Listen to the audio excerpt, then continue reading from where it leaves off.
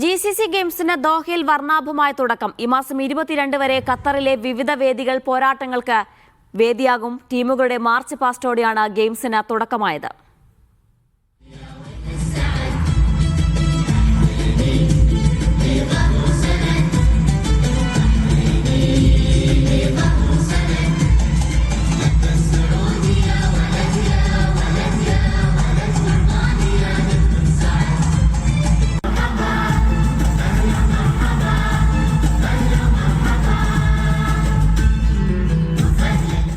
Abbas Muhammad ചേരുന്നുണ്ട് വിശദാംശങ്ങൾ നൽകാനായി. അബ്ബാസ്, എങ്ങനെയാണ് വേദികളുടെയൊക്കെ ക്രമീകരണം, ഒരുക്കങ്ങൾ എങ്ങനെയുണ്ട്?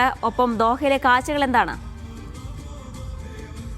നാലാമത് GCC ഗെയിംസിന് ദോഹയിൽ തുടക്കമായിരിക്കുകയാണ്. ദോഹയിലെ അൽഷക്കബ് അറീനയിൽ വർണ്ണാഭമായ മാർച്ച് പാസ്റ്റോടുകൂടെയാണ് ഈ കായിക മാമാങ്കം ആരംഭിച്ചിരിക്കുന്നത്. Qatar Olympic committee president Sheikh Juan അടക്കമുള്ള പ്രമുഖർ ഇന്നത്തെ പരിപാടിയിൽ സംബന്ധിച്ചിരുന്നു. നമുക്കിപ്പോൾ കാണാവുന്നത് പോലെ തന്നെ ഇന്നു മുതൽ 11 ദിവസം GCC രാഷ്ട്രങ്ങളിലെ വളരെ പ്രധാനപ്പെട്ട കായിക താരങ്ങൾ മാറ്റുരക്കുന്ന കായിക മാമാങ്കത്തിനാണ് ഇന്ന് തുടക്കമായിരിക്കുന്നത്. 17 ഇനങ്ങളിലായി 1500-ലേറെ താരങ്ങൾ ഈ ഒരു ഗെയിംസിൽ പങ്കെടുക്കുന്നുണ്ട്. ഇതോടൊപ്പം ഇന്നത്തേത് വർണ്ണാഭമായ മാർച്ച് പാസ്സായിരുന്നു.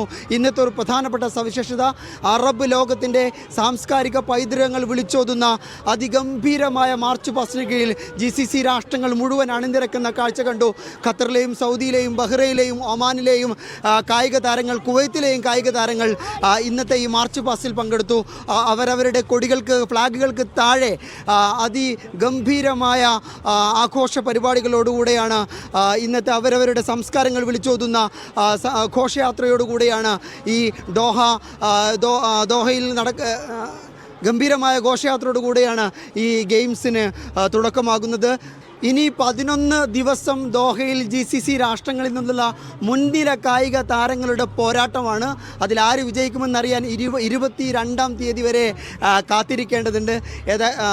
ദോഹയിൽ നിന്ന് അബ്ബാസ് മുഹമ്മദ്, മീഡിയ 1.